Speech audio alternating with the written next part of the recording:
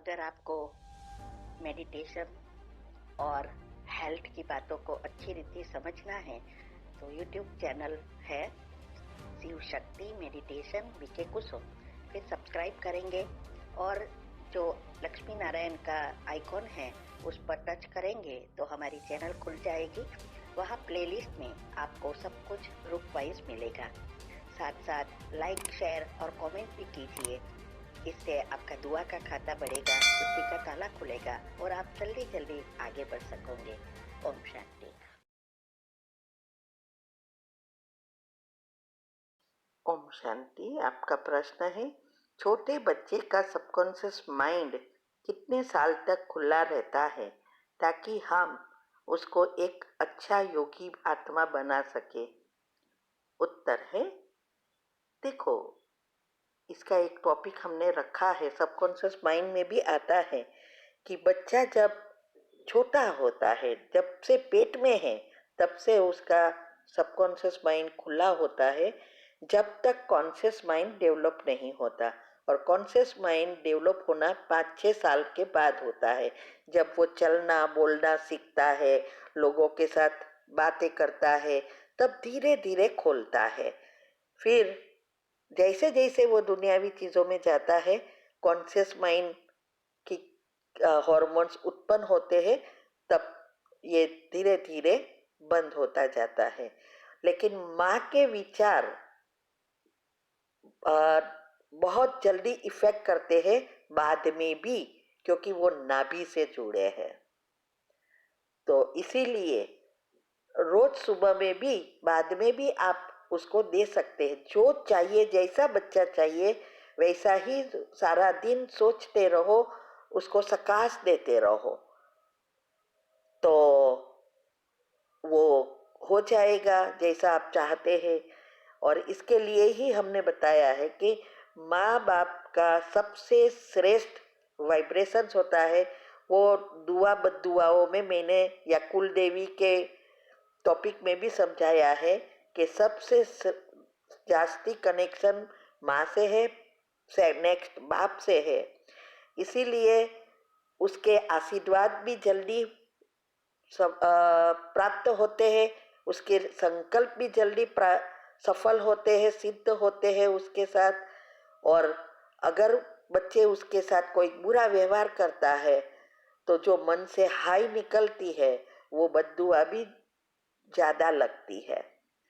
तो ये सब बातें हमने उसमें टॉपिक में भी समझाया है। ठीक है। ओम शांति।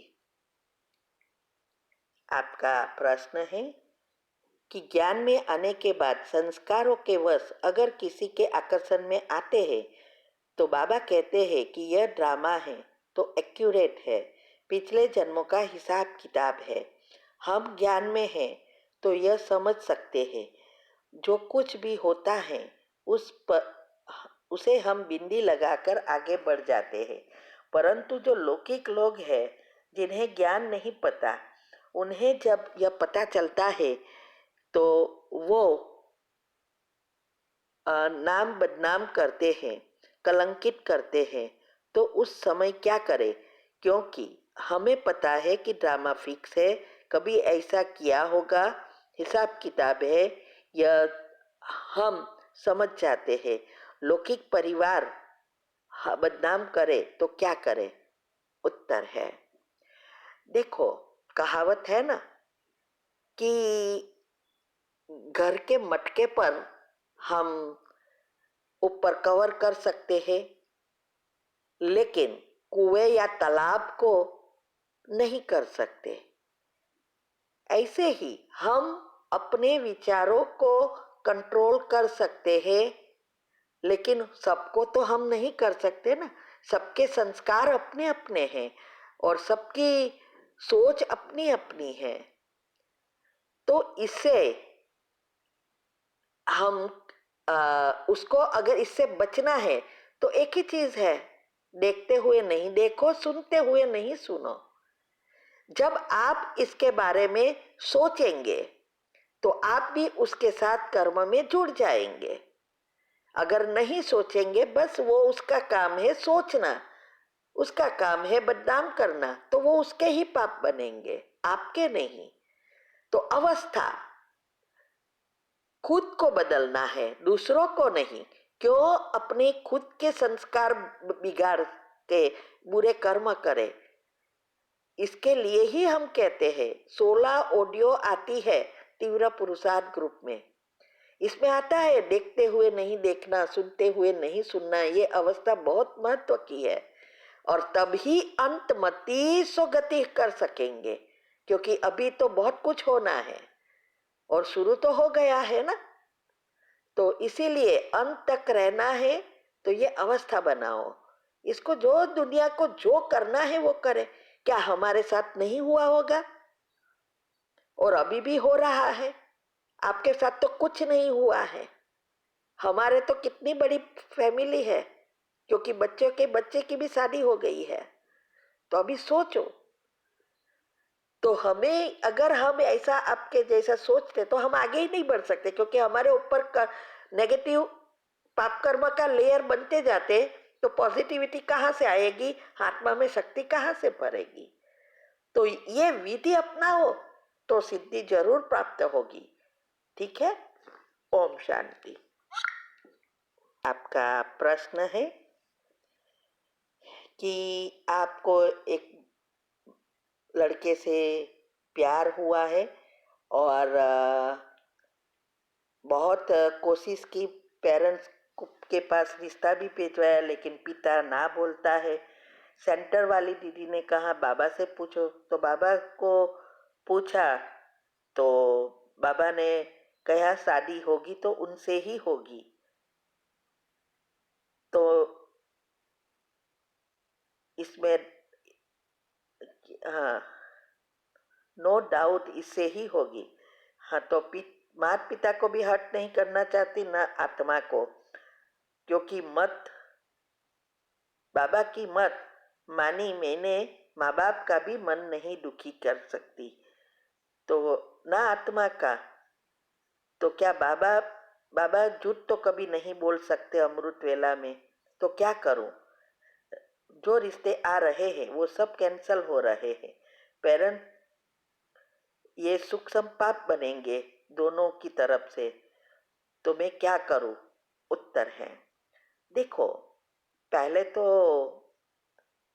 बाबा का आंसर लेना, ये तो कितनी मन की अवस्था स्थिर चाहिए, तभी आप बाबा से प्रश्न का उत्तर प्राप्त कर सके। क्योंकि आपकी जो मन में चलता होगा वही आंसर आएगा, बाबा का आंसर नहीं हो सकता। इसीलिए न्यूट्रल रहना पड़ता है। उसके लिए मैंने यूट्यूब पर रखा है, पेंडुलम से बाबा से कैसे 21 दिन योग करके पूछ सकते हैं, उसकी विधि भी बताई है, तब आपको पता चलेगा। तो उसके पहले आपकी अवस्था चाहिए। तो बाबा का आंसर है या नहीं हो तो सेकंड बात है। लेकिन अगर आपको ये करना है शादी, तो बस योग का प्रयोग करते रहो। रोज एक लिस्ट बनाओ कि जैसे आपने अभी आपके पेरेंट्स के इसके साथ हिसाब किताब चुकतू हो जाएगा।